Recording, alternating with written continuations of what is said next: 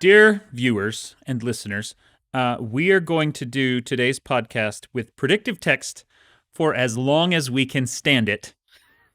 So here, I'm going to use my phone, the texting app. I'm writing a text to Brandon, and I have written the word welcome, and everything else will just be generated by the phone. So, welcome to the meeting with your mom.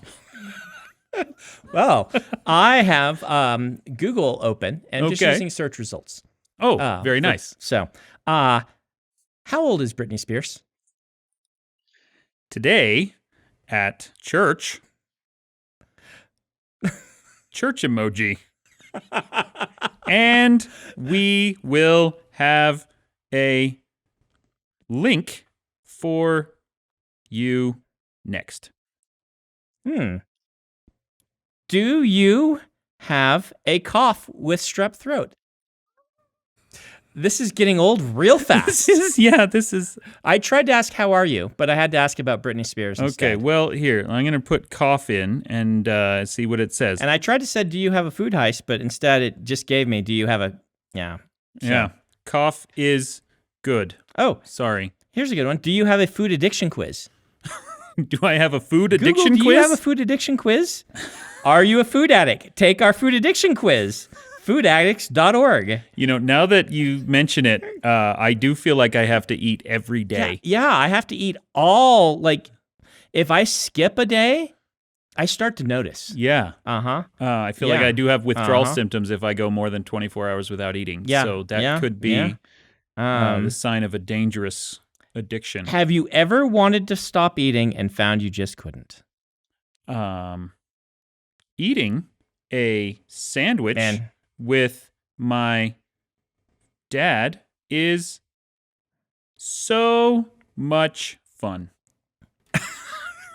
These questions on there are actually pretty good questions about, determining if you're eating emotionally versus eating. Yeah. And so I made fun of that, but that quiz actually had legit food questions addiction, to it. Yeah. Mm-hmm. If you are an emotional eater, and you know what? Over the last 2 years, I've become much more of an emotional eater than I was before. With Google, I don't know if we could do this right now, but could we emulate like the Wired autocomplete interview and come up with some questions? For us? Yeah. Can you write like, what is Brandon Sanderson, and just see what it fills in? Is Brandon.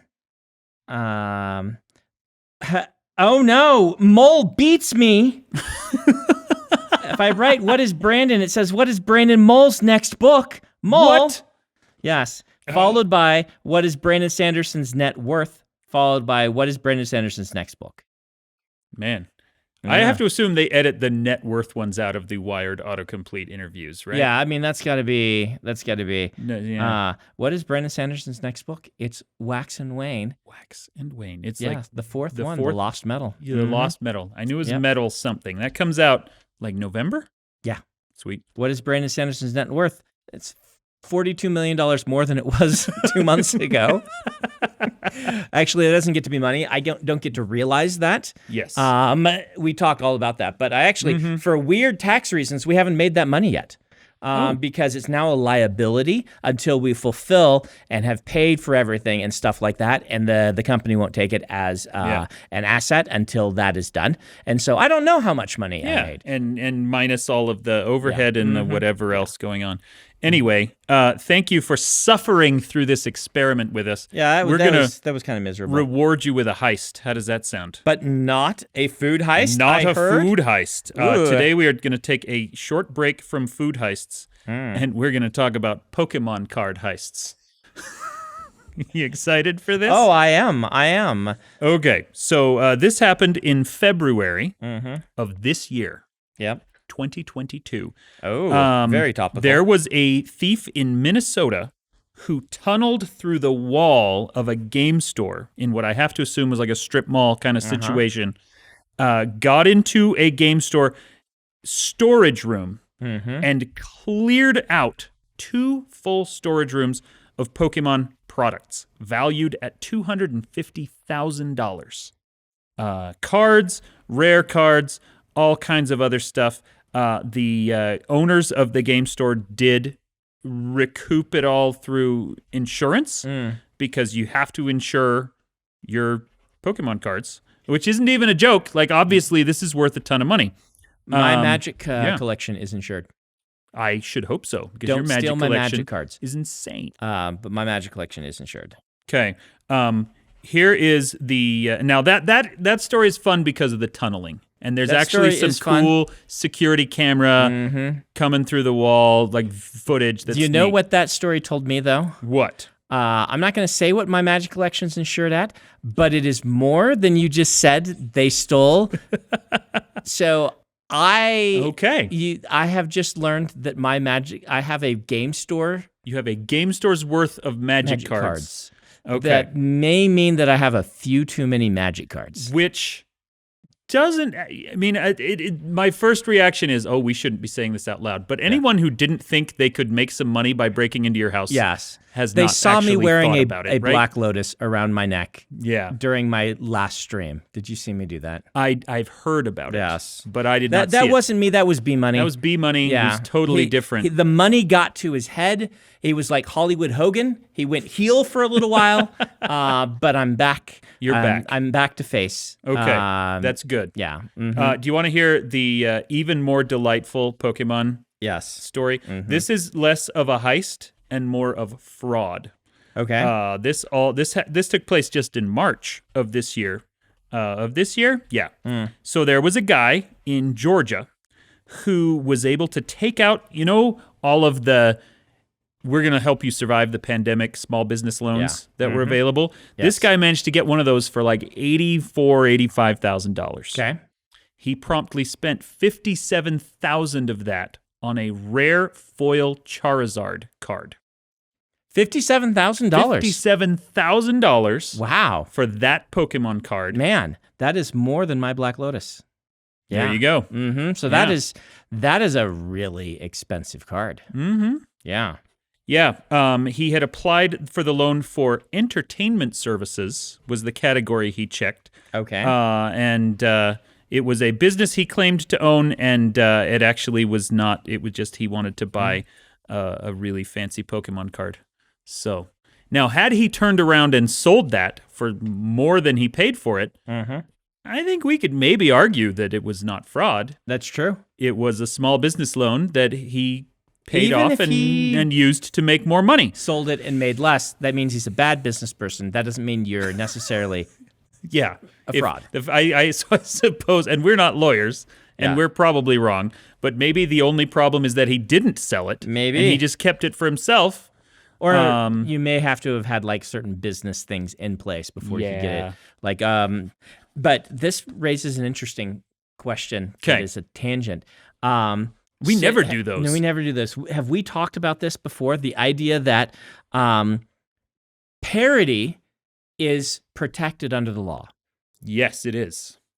Satire is protected under the law. Mm-hmm. There is a case where someone made a parody, but they did a bad job, so it wasn't actually funny. And the judge had to rule this is parody, even though the person is bad at parody. The law can't determine whether or not something is funny. It can only determine whether or not it's protected speech. Yeah. We have talked about that. Yeah. So does that mean that in this case, if he intended to sell that card and he just is bad at selling cards. if his entire business model was, I'm going to sit on this and let it appreciate in value, is that still now viable as a small business loan? Let me point out, I think that a lot of these things that were happening during the pandemic were specifically to pay wages to your employees, right? Like when it came through for our business and things, our tax professionals like, this is a payday sort of thing. This is you can't use this on yourself. Yeah. If you get one of these, you must be paying salaries with it, and things like that. Yeah. And that's, that there were some pretty strict requirements on those loans, that it sounds like going and buying a Pokemon card, even if it is a business expense.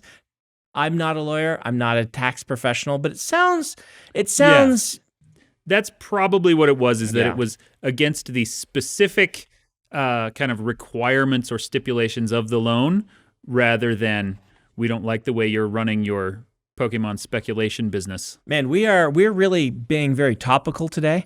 We're talking about stuff that the kids really want to hear about with attacks. You know, and the fact that we're loans finally talking and- about Pokemon, though, this is Yes. the first episode my 10-year-old will be interested in. I want to hear him listen to We're this. talking about the worst and least interesting aspects of 10-year-old Pokemon. Let's move to something way more topical 'Kay. and relevant to the Let's do YouTube it. algorithm and talk about classic literature. Classic literature.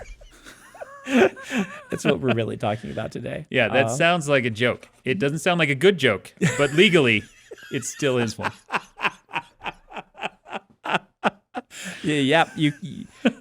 Okay, we're so protected. we're talking specifically about classic literature. I actually just I flew home. I did Philly Fan Expo, big con this last weekend, and on the flight home, I watched Crazy Stupid Love on the plane. Okay. And there's a line in there where the kid is studying Scarlet Letter in school, and the mom's like, "Really? They're still doing Scarlet Letter?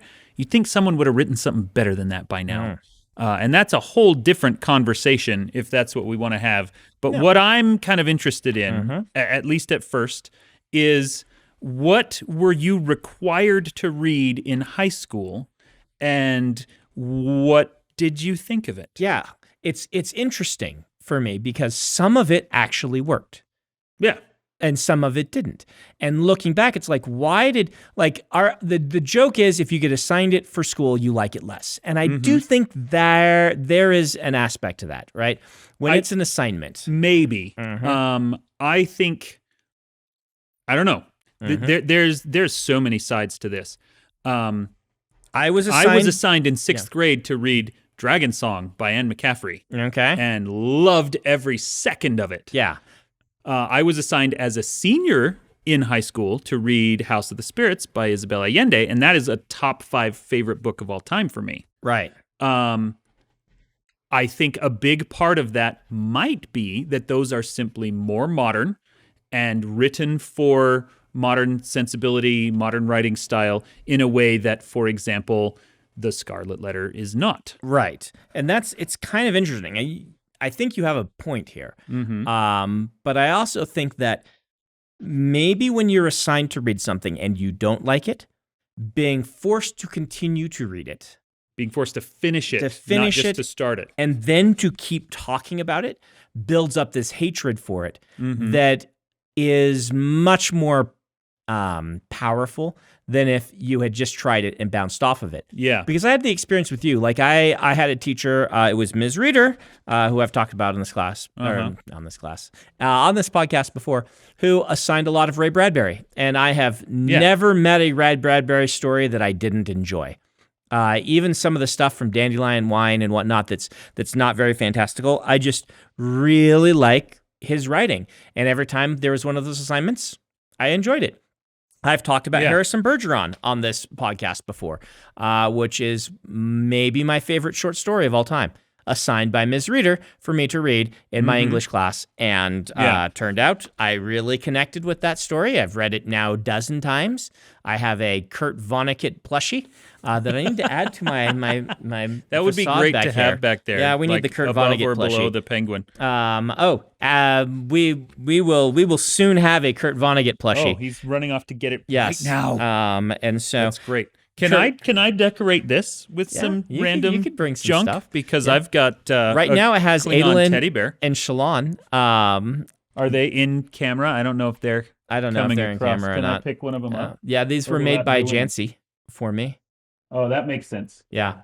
And so there's an Adolin and a Shalon There's Adolin. Barbie. But yes. Anyway, I actually I should say this into the microphone. I actually think that there is, and we keep skirting around this, and I keep steering us away from it, but maybe we need to talk about it. I do think that our educational system, our school system, prioritizes classics over modern stuff, and maybe that's why we're talking about this in the first place. I think often to the detriment of students. I agree. There are some books that I read in high school that I loved. I talked about a couple of them. Heart of Darkness, for example. Everyone has to read that like freshman or sophomore year. Did you get out of it? I got out of it. I actually loved that one. Since read it, but I was never assigned. But you were never Heart of assigned to Darkness. read it. That's me in Catcher in the Rye. I never had to read that as a kid. I read it when I was in my 30s and loved it. Oh, wow. This was given to me by a librarian. Oh, After I did a school visit. Kurt Vonnegut. Actual Kurt Vonnegut. That's a really good representation of Kurt Vonnegut. It is. Yeah. Just put Kurt right over Put there. him right there. I actually loved Heart of Darkness enough that when I was in college, I did my senior kind of capstone project. I had two. One of them was Dostoevsky and the other one was Joseph Conrad. And I've read a bunch more of Conrad's stuff and I really like it.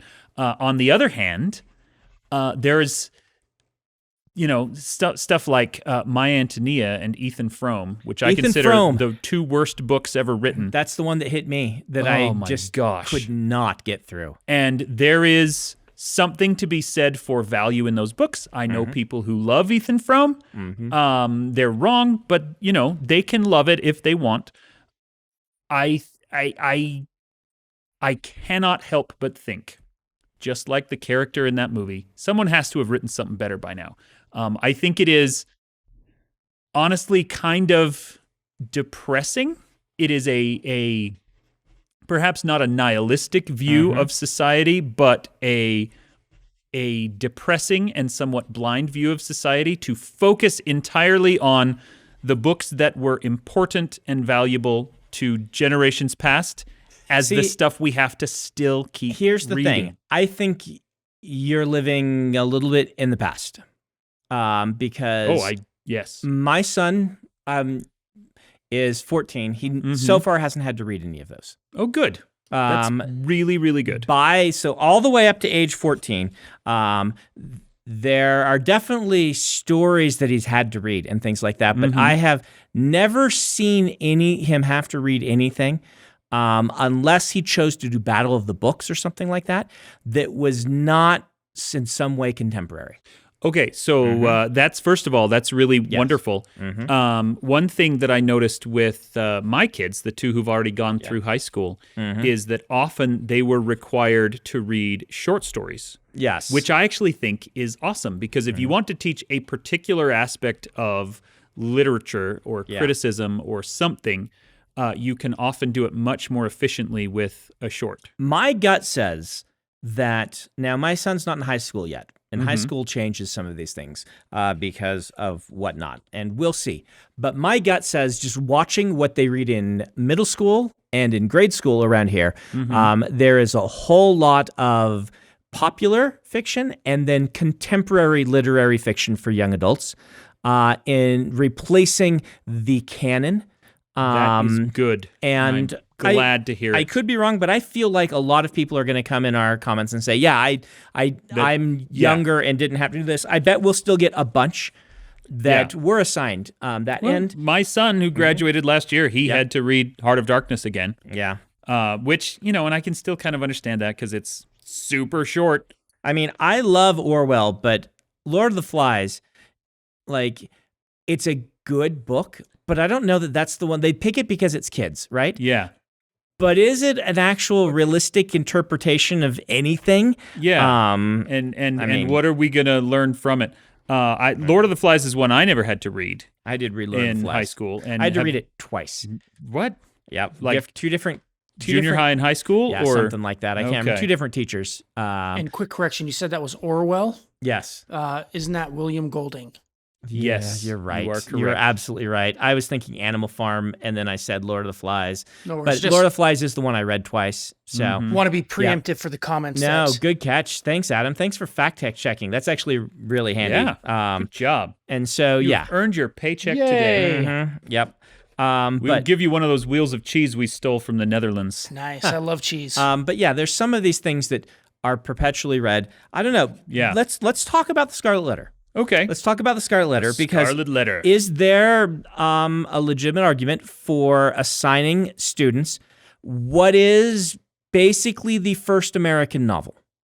Not the absolute first, but essentially is the there first. an argument? Absolutely, there's an argument. I mean, I'm glad I read The Scarlet Letter because, again, this was Ms. Reader's class, and she did a good job of doing popular fiction. But there was one unit where she said, all right, we're going to read the earliest versions of American literature, and we're going to read excerpts from this, we're going to read excerpts from this, we're going to read excerpts from this, and we're going to read some journal entries. We read journal entries from people because there wasn't a lot of fiction. Yeah. From the era, and there was just a unit where we're like, these are the foundations of American literature, and this is what we have. Yeah. And to this day, I'm glad that I did. Now, I think the answer to a lot of this question comes down to what is the purpose of secondary education? Yeah. Right? Like, for me, in my own personal opinion, I think that if you finish high school knowing how to add and loving to read, then that's pretty much all you really needed to get out of high school. I'm going to add one. Okay. I think you need to learn how to learn. That's I put that above the first two. Okay. The purpose of high school is to teach you, if you want to learn about this topic, here is the process that you use to learn how to do that thing and how to, if you're given an assignment, you know how to do it and that sort of stuff. That's above the first two. But then followed very closely by know how to read and love reading. I like that you said it that way. And know how to do basic math up through the parts of algebra that we sometimes need to use. Yeah. And that is that if that is the function, if that is the end of education, then that is something that we can do with Harry Potter perhaps more easily than we can do with something else. But, Devil's argument. Okay. Oh, you're going to make it yourself. I'm going to make this myself. When I was in 7th grade, we read To Kill a Mockingbird. Yes. And I was already at this point an absolutely voracious reader, right? I loved reading. I had already by 7th grade read Lord of the Rings and things like that to myself. Everything Anne McCaffrey had ever written, everything Robin McKinley had ever written. Right.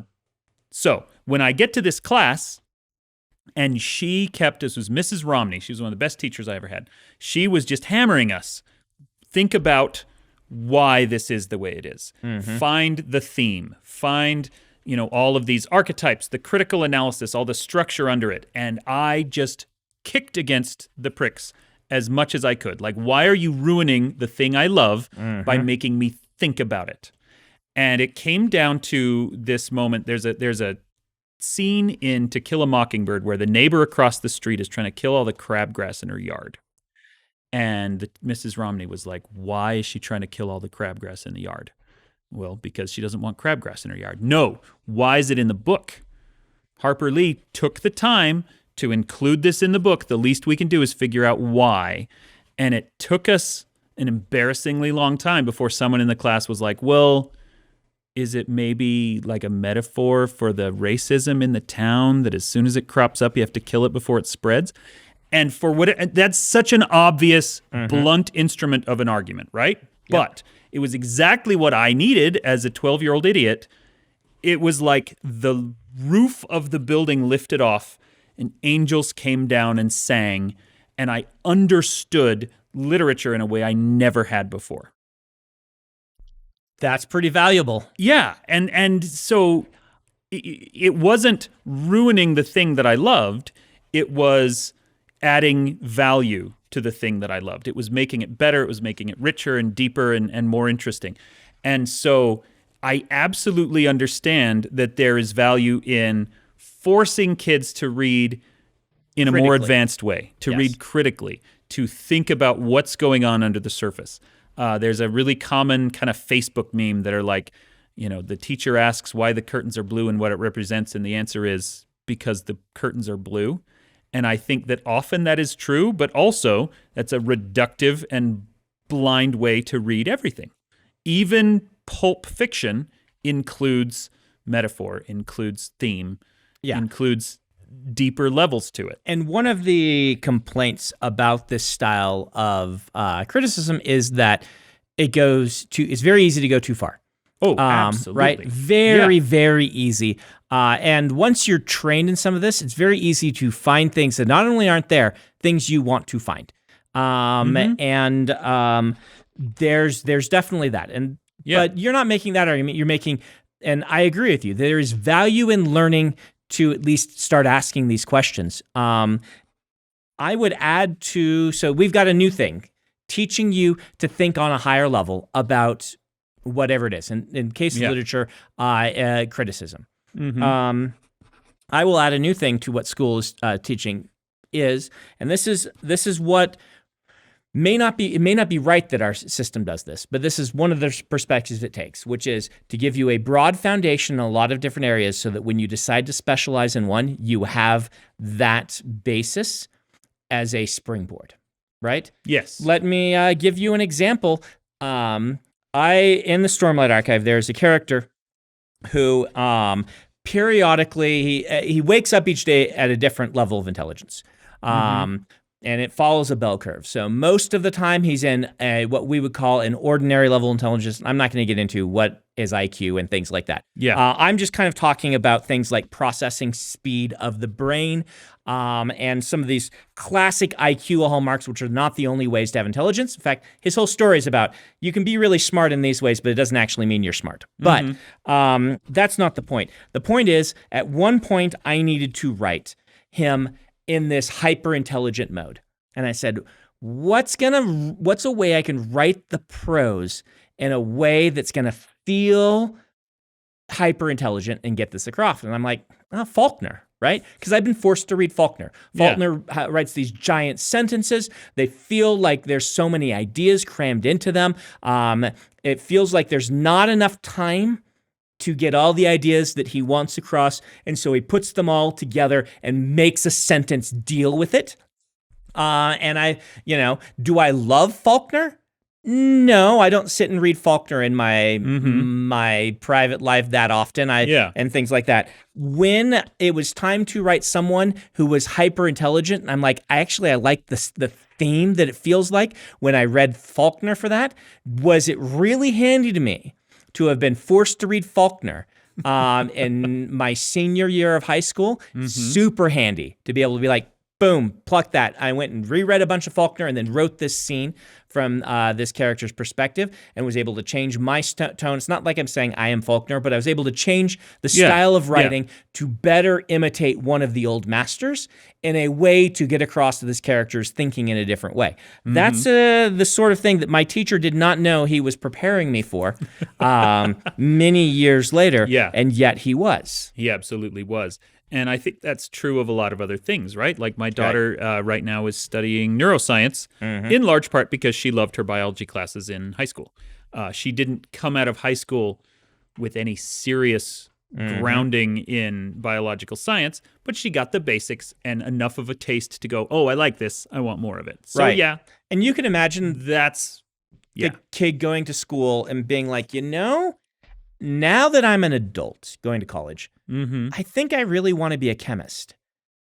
And being happy that, lo and behold, they have a foundation in math to allow them to springboard into chemistry because they went to their classes in high school and got a minimum basic education in mid-level math. Yeah. So let me ask about some other stuff that, at least for our generation, were the typical things we had to read in high school. Did you have to read Grapes of Wrath? Yes. Did you also do Mice and Men? No. Neither did I. I only had to do one, and it was Grapes of Wrath. My high school I was kids, in Nebraska. In Nebraska? Dust Bowl. So Grapes of Wrath is like... I guess both of them are kind of... They're both kind of Dust Bowl-y. For me, it was Grapes of Wrath. For both of my high school kids so far, it has been Mice and Men. I suspect, again, because it's shorter, and that might make it more approachable. Also, Mice and Men feels more like a character study, whereas Grapes of Wrath, to me, feels mostly like an overwrought historical metaphor. But okay. I have since read... I don't have a problem with Steinbeck. Again, Steinbeck, I enjoyed for what it was and read it. I'm like, this is good, right? Yeah, I actually, to be clear, I don't have a problem with Steinbeck either. I don't love the way he was taught in high school. Yeah. It felt to me like it was, like you say, taking the metaphors way too far and over-interpreting things. So I think you had a similar experience to me, as I recalled before. Did you take like AP Lit and things like that? Did you go? And so I kind of separate my normal, quote unquote, just basic education, and then I took the AP classes. And like the AP classes I signed up for, and it's my fault, right? And even as a kid, I therefore had more buy-in to each of these things. I said, well, I signed up for AP Lit. We are reading Paradise Lost. I signed up for this.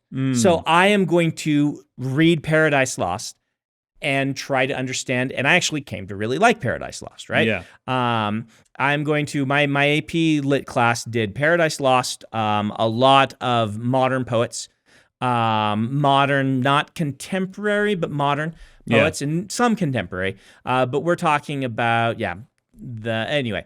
And then we did Beloved, which was contemporary at that time. Yeah, I did Beloved in college. My experience in high school was actually very different than that one. I was in an accelerated program. Okay. Where I was in high school 7th through 12th grade. So it was 6 years. Okay. And it was very much a track that we were on. Dan, a lot of people have to go to high school for 6 years. So it's okay. It's okay. Don't be ashamed of it.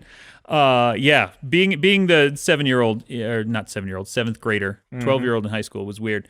But what that meant in practice was that we got some of the classes early. So we were taking 10th grade English in 9th grade. We were taking 11th grade junior English in 10th grade. And then we took AP junior year, and we did IB, which is International Baccalaureate, senior year. And so there was some of those words. Yeah. There was less of a sense of I have made this choice, and more of, oh, you're just in the smart kid track. Okay. You have to do this. And so it to be fair, I think Grapes of Wrath was the only one in the last 2 years that I really, really kicked against and didn't enjoy. I in hindsight do think that it was definitely because it was the book we were assigned to read over the summer. Yep. Which is the reason that I didn't enjoy Grapes of Wrath. Because like I said, I don't actually have a problem with Steinbeck. I did ultimately enjoy the book.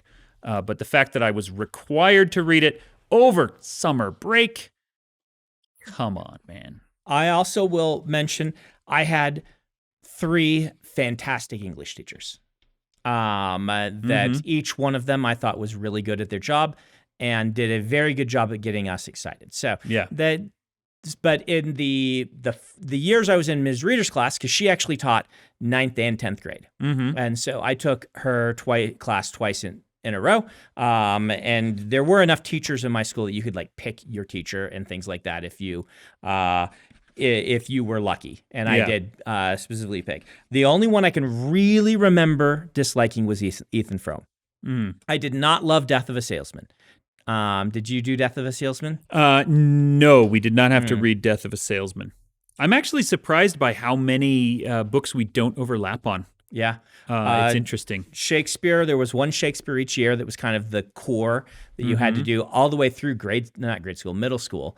And so we did a Shakespeare every year up until my 2 AP classes, because I took both AP classes, because Nebraska was weird. They did not have a lot of AP or advanced things. So even though language and lit they overlapped back then, you could take one of the tests. I just took both of the classes because it's like, hey, here's an advanced English class. It's what I can take. Yeah. And so we did Romeo and Juliet first year, 7th grade. I don't know why they often teach Romeo and Juliet first, but they do.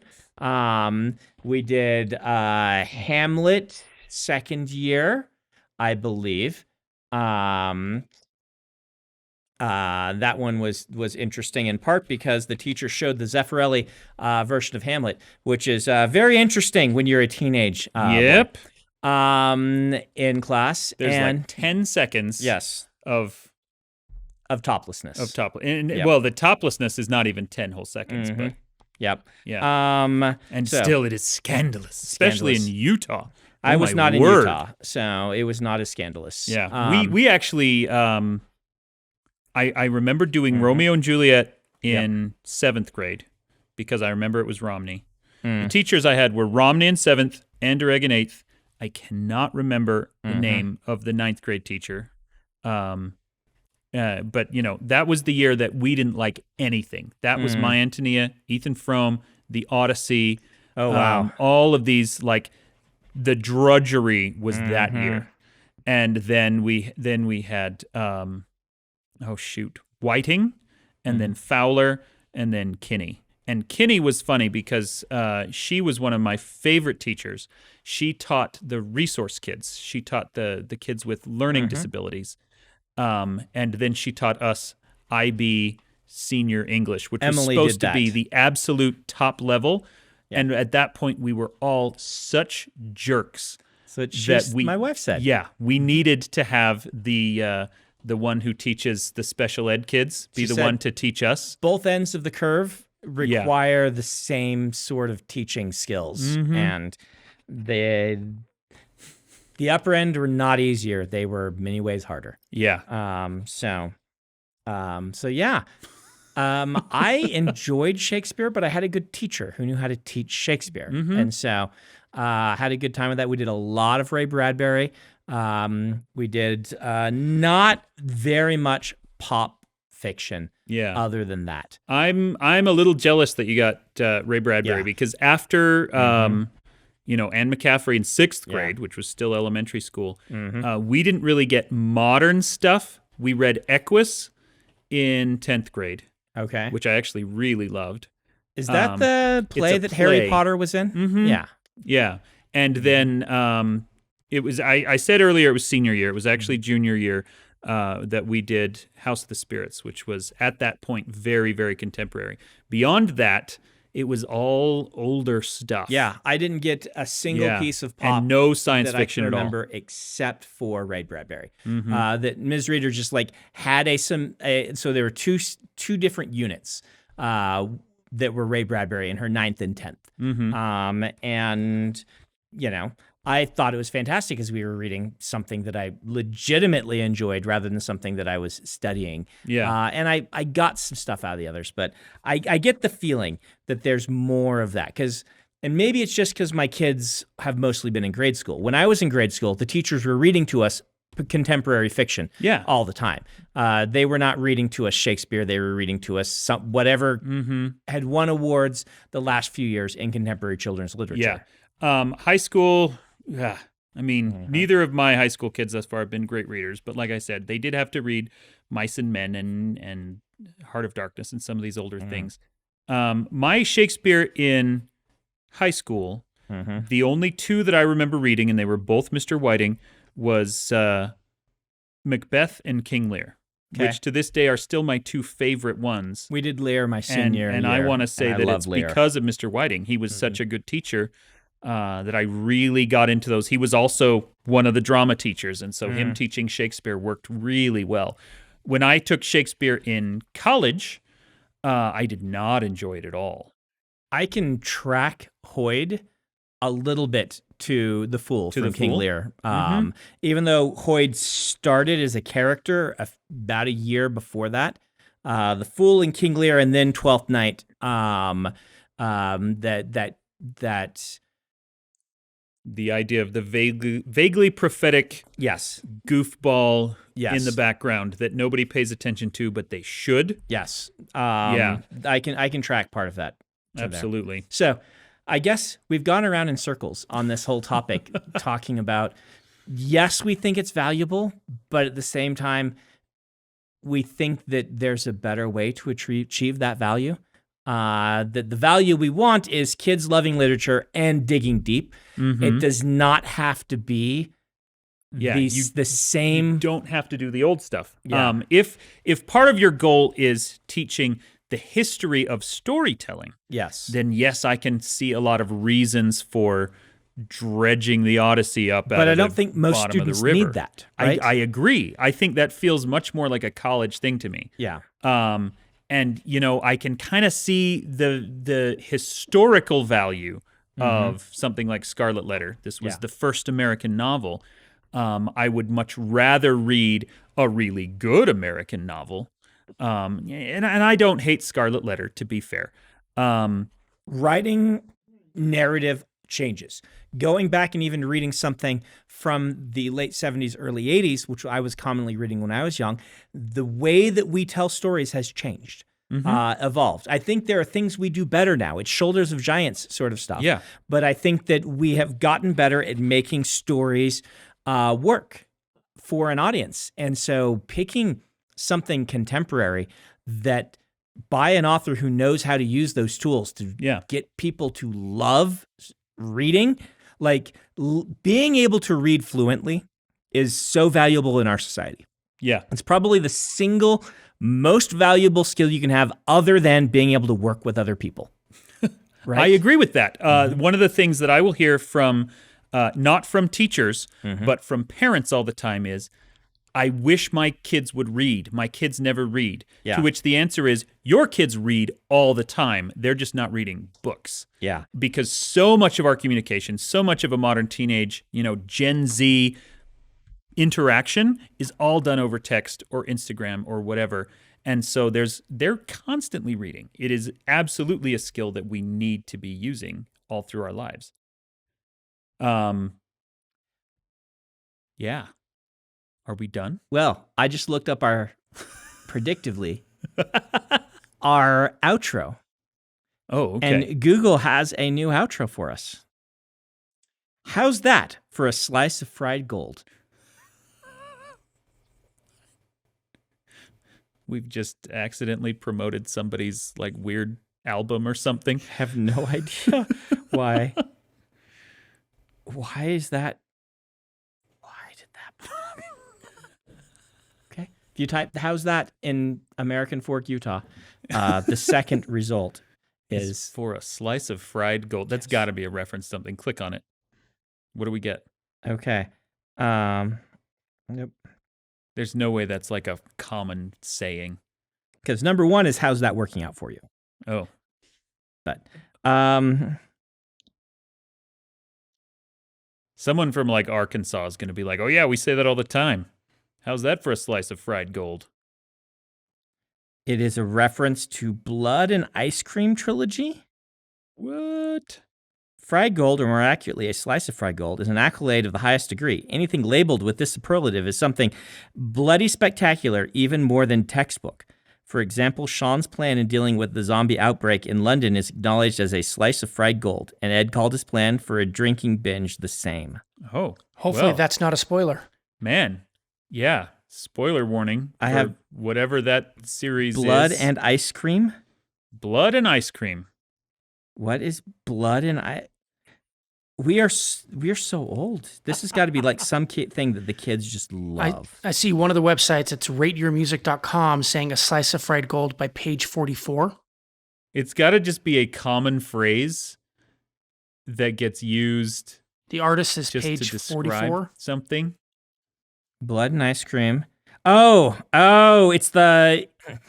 I guess I didn't know that that's what this was called. This is the Edgar Wright trilogy.